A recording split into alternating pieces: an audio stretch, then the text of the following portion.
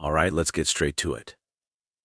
The Bible begins with, "In the beginning, God created the heavens and the earth," right? But here's the kicker. Genesis actually contains two very different creation stories. That's right, two. And they don't exactly line up.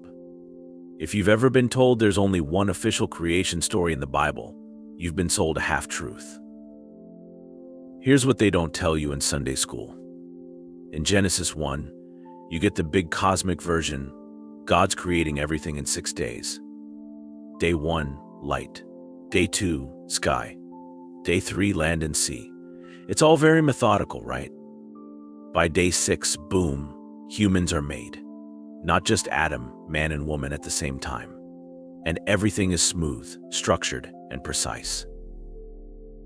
But then you hit Genesis 2, and suddenly it feels like we're in a different movie. The vibe shifts. Now God isn't just sitting up there, commanding things into existence from a distance. He's down in the dirt, literally forming Adam from the ground. And this time, woman doesn't show up until later, after Adam's been chilling alone for a bit. And how does she get here? Not as an equal creation, but from Adam's rib. Now, why do these two stories exist side by side? You'd think if this was all divinely inspired, it would be a single, unified narrative, right? But no, scholars have debated for centuries about this. Some say it's just different perspectives, like one is a wide-angle shot, and the other is more up close and personal. But here's the thing. These aren't just two angles on the same story. They're fundamentally different. In Genesis 1, God is distant, this all-powerful being just speaking things into existence. But in Genesis 2, he's more like a craftsman, physically shaping humans with his hands, making the first man and then deciding, oh wait, he needs a partner. Why is the order different? Why is the style different? It almost feels like two different authors are telling two separate stories. See, Genesis wasn't written in one sitting. It's a mashup of different traditions, stitched together over time. Some parts of the Bible come from a priestly source, focused on laws and rituals.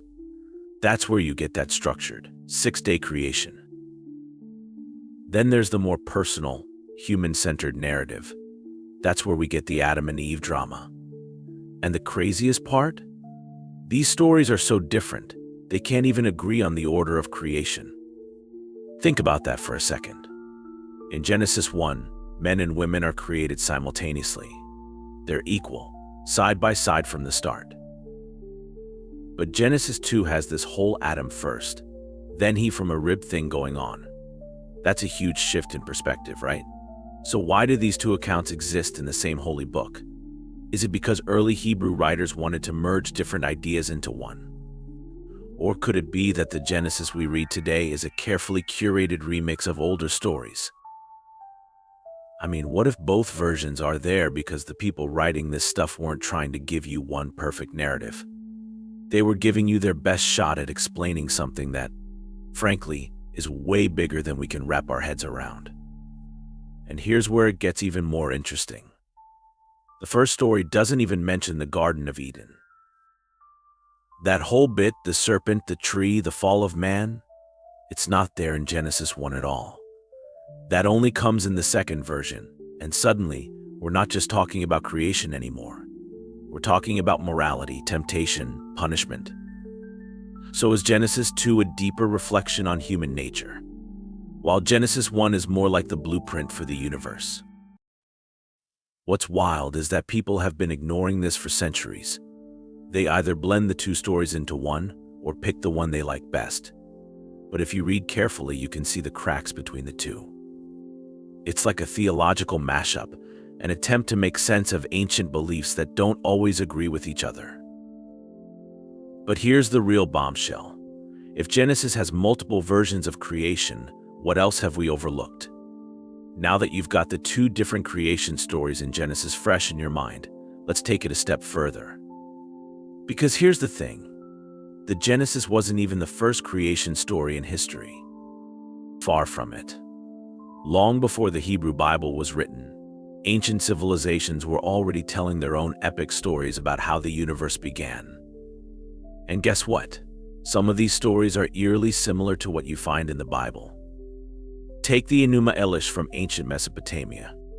This text is way older than Genesis, dating back to around 1800 BCE, and it tells a wild story. Instead of a single, calm God speaking the universe into existence, you've got a battle of the gods. There's this cosmic chaos serpent called Tiamat, and the world gets created out of her body after she's defeated. We're talking blood, war, and raw power as the building blocks of the universe. Sound familiar? Sure, it's not the same as Genesis, but some elements, like the separation of waters and the emergence of land, are too close to ignore. Now here's the question you should be asking. Why does Genesis feel so similar to these earlier stories? Is it coincidence? Or did the writers of Genesis borrow some of these ideas and give them a monotheistic twist? That's something scholars have been debating for centuries. It gets better. The Egyptians had their own creation myths too, like the one where the god Adam rises from the primordial waters and starts creating the world.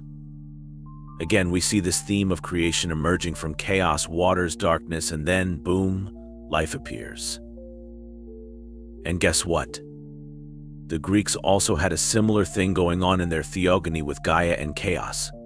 All these stories share common threads: primordial waters, gods or forces shaping the world, and chaos being tamed into order. So why are all these ancient stories important for understanding Genesis? Because it shows us something crucial. Genesis isn't telling us something radically new. It's part of this much larger tradition of creation myths that existed for centuries across the ancient world.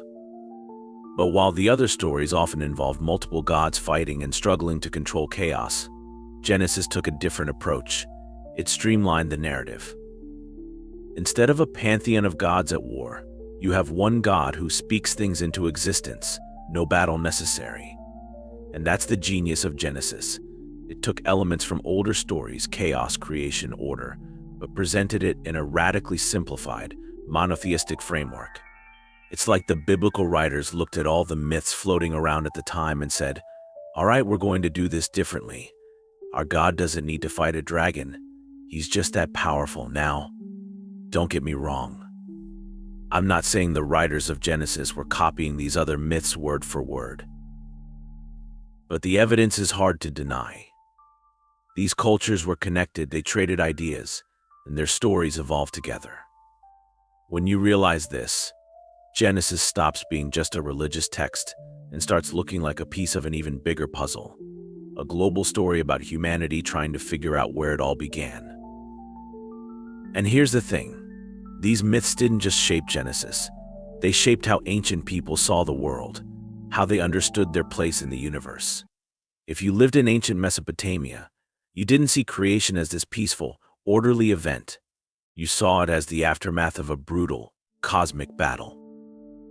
The world you lived in was carved out of chaos, and that idea shaped everything, from how you viewed the gods to how you understood your own life. So, here's the big question. Why did the authors of Genesis break away from that tradition of violence and chaos? Was it a response to those older myths? A way of saying, our God isn't like that. He's not part of the cosmic struggle. He's above it. All right, now that we've unpacked the roots of the Genesis creation stories and how they tie into ancient myths, let's talk about something even more controversial, the Sumerians and the Anunnaki. Yeah, this one's gonna blow your mind. We're not just talking about some ancient myth here, we're talking about one of the oldest known civilizations, Sumer, located in what's now modern-day Iraq. The Sumerians had their own story of creation, but this one's got a twist that raises some seriously uncomfortable questions about the nature of human existence. In Sumerian mythology, the gods weren't sitting peacefully in heaven like in Genesis. They were called the Anunnaki, and they were supposedly beings from the sky who played a direct role in creating humans. But here's where it gets wild.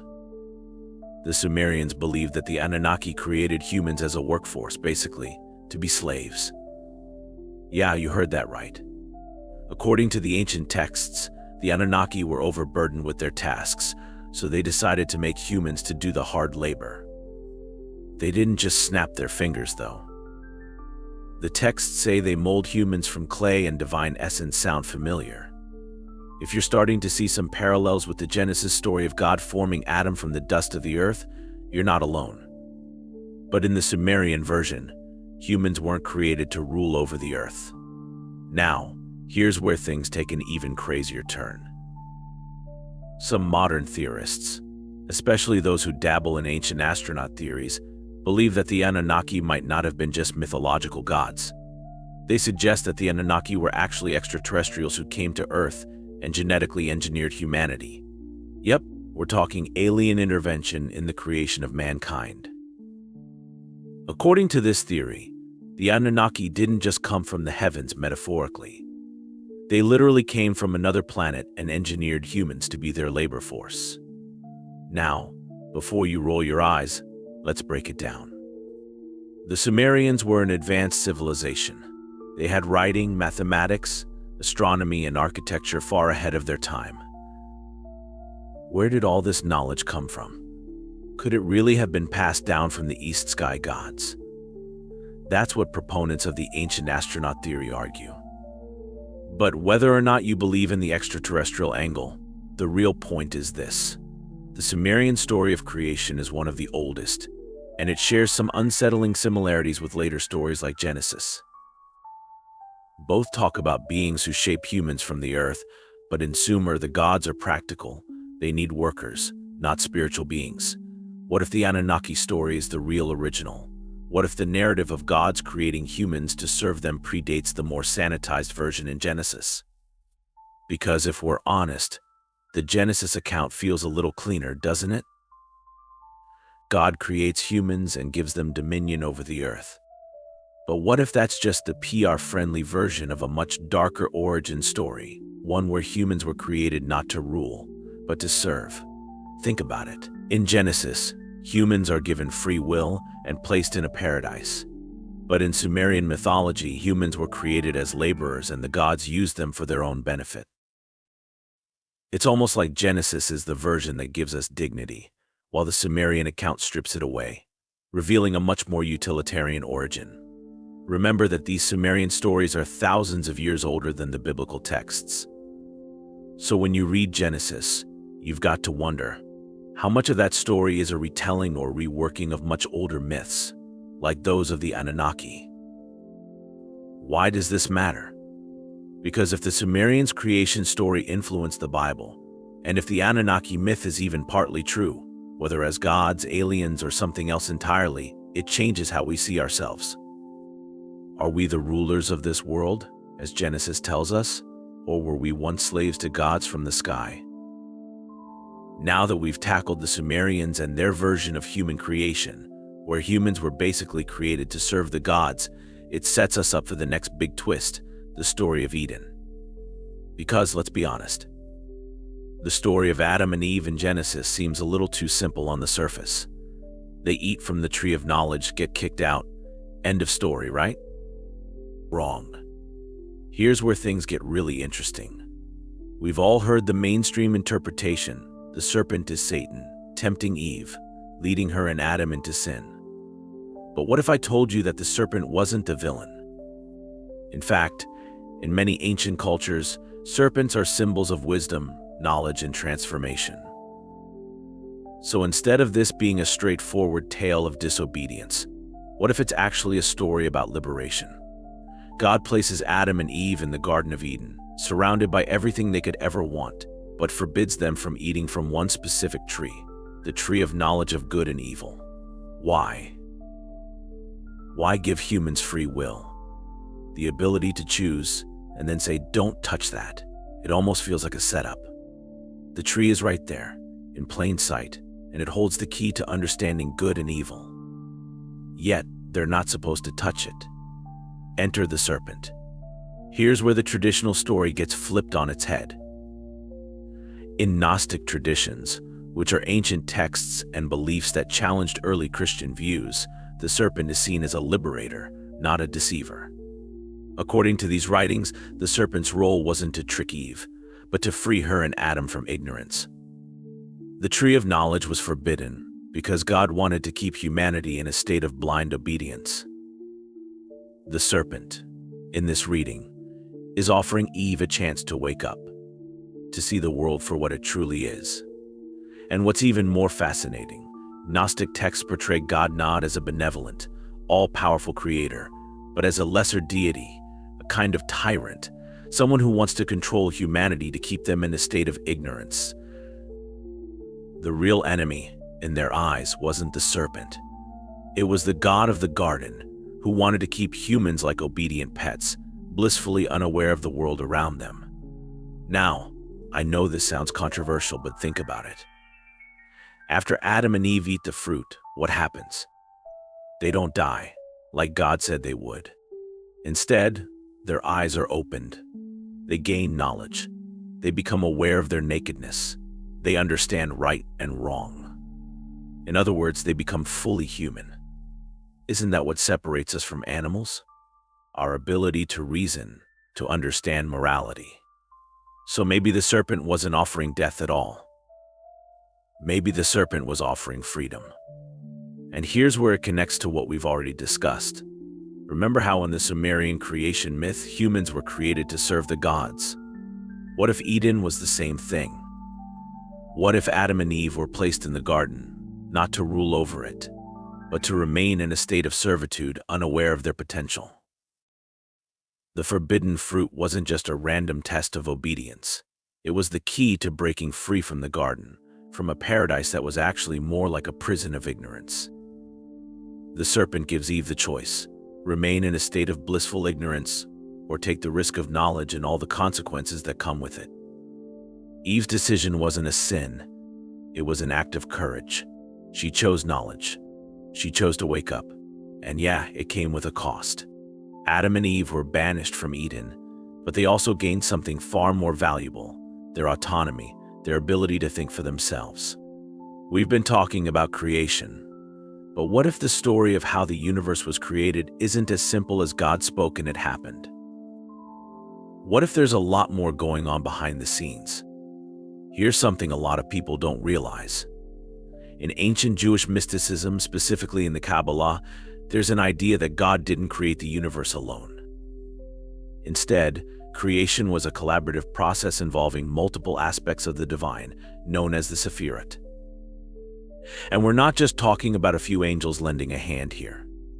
We're talking about different emanations of God's own essence working together to shape reality. According to Kabbalistic teachings, God's true essence, what they call the Ein Sof, is beyond comprehension, completely infinite. It's so vast that it can't interact with the physical world directly. So, to create the universe, God essentially had to split himself into these different divine attributes, each one representing a different aspect of his power. These attributes, or Sephirot, work together in harmony and tension to shape the cosmos. Now, this idea throws a wrench into the traditional God spoke, and boom, it's done version of creation that we get in Genesis. In this Kabbalistic view, creation wasn't a smooth process. It was full of complexity, with different parts of the divine essence pulling in different directions. Think of it as a cosmic balancing act, where divine energy was being channeled through the Sephirot to bring order out of chaos. And it gets even weirder. In the Kabbalistic tradition, they talk about a concept called Tzimtzum, which basically means that before the universe could be created, God had to contract himself to pull back his infinite presence to make space for the physical world to exist.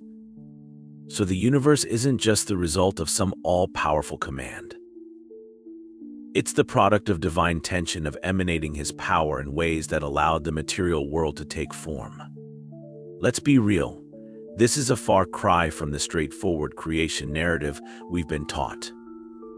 The idea of a fragmented, multifaceted God shaping the universe through different emanations. It's a little more complicated, but also way more fascinating. So why does this matter? It changes how we think about God's role in creation. In Genesis, God is all-knowing, all-powerful, and everything happens exactly as he wants it to. But in the Kabbalistic view, creation is more like a process, almost like God is experimenting with different ways of manifesting his essence in the physical world. It's not chaos like in the Mesopotamian myths, but it's also not as clean and perfect as the Genesis account suggests. And here's the kicker. It means that God himself is in some way involved in a dynamic process. He's not this distant figure who creates with the snap of his fingers. He's involved, even to the point of self-limitation, making room for a world where things can unfold, where humans can exist, and where free will actually has meaning. This connects perfectly with what we've already talked about. If the serpent in Eden wasn't just tempting humans into disobedience, but was offering them a chance at knowledge, this whole idea of a fragmented, dynamic God fits right in. The universe itself wasn't created to be static. It was created through tension and balance, and that tension trickles down to the choices humans have to make. You could argue that God's withdrawal to make space for the universe is mirrored in the way humans were given the ability to choose, to think, to rebel. It's almost like the act of creation itself was about introducing complexity and freedom into the world. And isn't that what the whole Adam and Eve story is about? Humans choosing to embrace knowledge, even if it meant breaking free from God's direct control. But here's where it gets even crazier. Some interpretations of Kabbalistic thought suggest that the creation of the universe wasn't perfect. According to these teachings, there were previous worlds that God tried to create, but they couldn't hold together, they fell apart. This is known as the shattering of the vessels. The current universe we live in, it's the one that's stuck, but it's still full of imperfection, and that's part of why humanity exists, to help restore balance to the divine plan. So, in a way, its creation is still happening. The universe isn't finished, and neither are we. But let's switch gears for a minute and focus on a figure who's been completely erased from most mainstream versions of the Bible. Someone who challenges everything we think we know about the story of humanity's beginning, Lilith. You might be wondering, wait, Lilith, isn't it just Adam and Eve in Genesis? Well, here's the thing. Before Eve, there was another woman, Lilith, and her story changes the whole dynamic of what we think went down in Eden.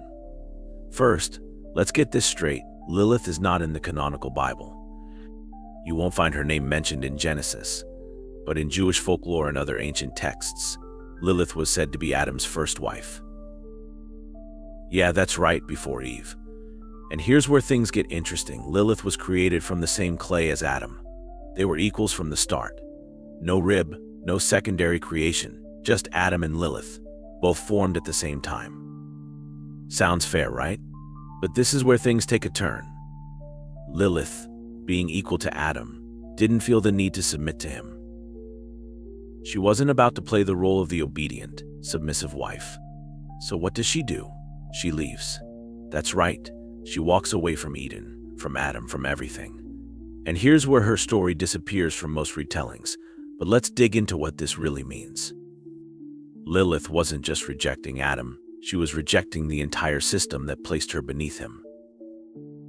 In a sense, Lilith represents rebellion, autonomy, and female independence, all things that, quite frankly, didn't sit well in the patriarchal world that wrote and rewrote these texts.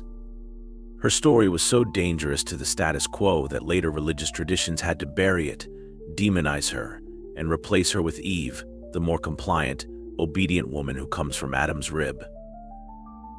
But let's pause and think about this. If Lilith was Adam's equal, why did the story need to be rewritten? Why did the focus shift to Eve, created from Adam's body and thus somehow subordinate to him? Could it be that Lilith's refusal to submit posed too much of a threat to the idea of male dominance, and so her story had to be wiped from the official narrative? Now, remember how we talked about the idea of balance and tension in creation from the Kabbalah in the last section? This concept of duality fits right in here. Lilith and Eve represent two opposing forces. Lilith, the symbol of autonomy and defiance, and Eve, the symbol of compliance and traditional femininity.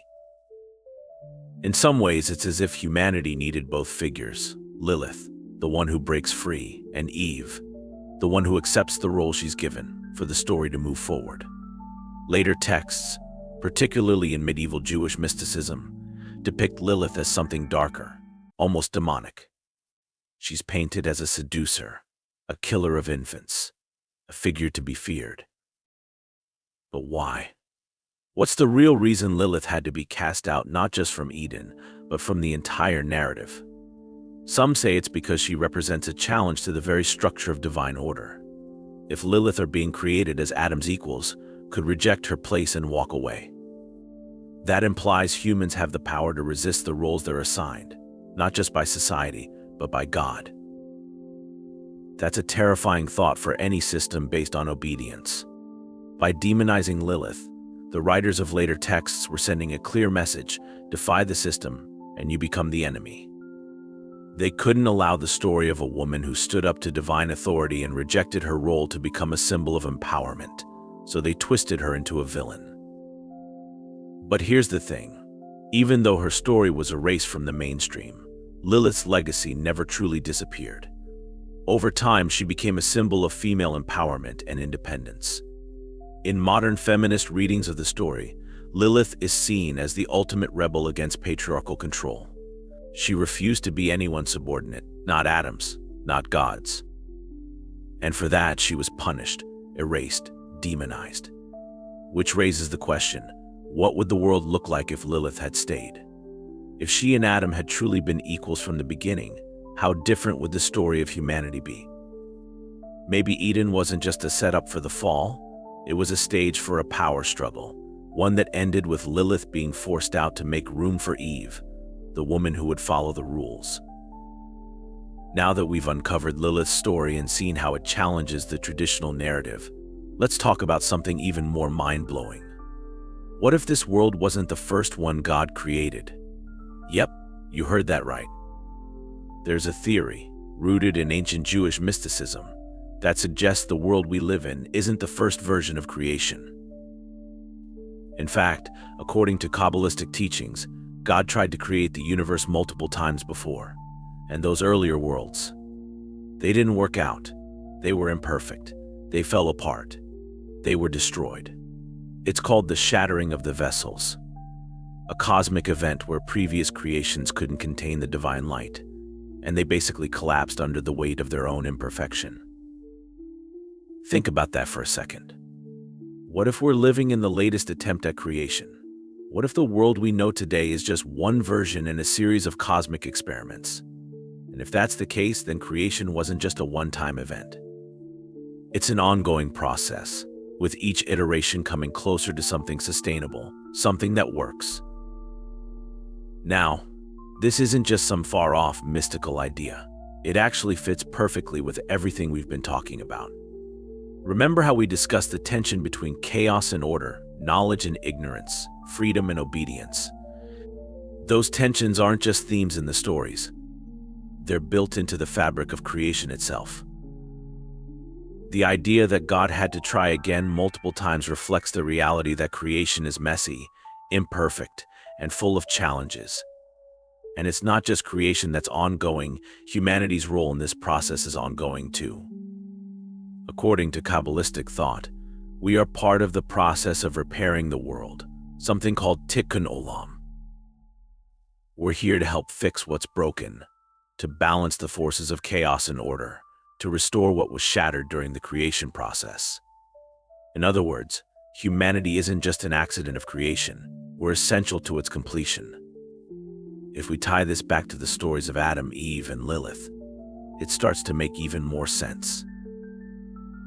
The fall wasn't the end of the story, it was part of the process.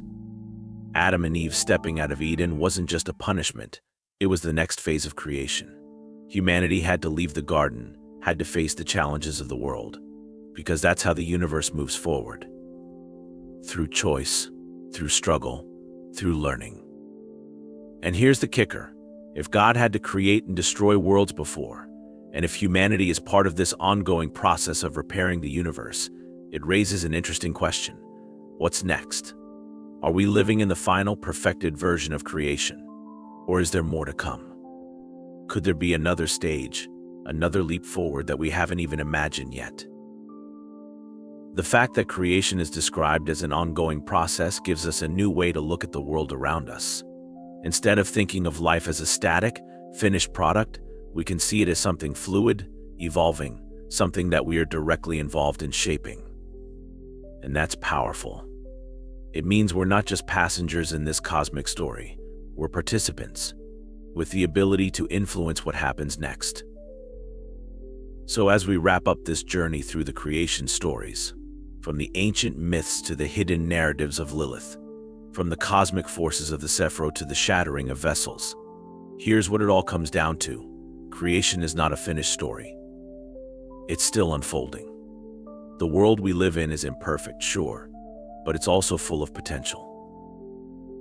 And just like Adam, Eve, and even Lilith, we have the power to choose, to act, to shape the next chapter of creation. Thank you so much for sticking with me all the way through.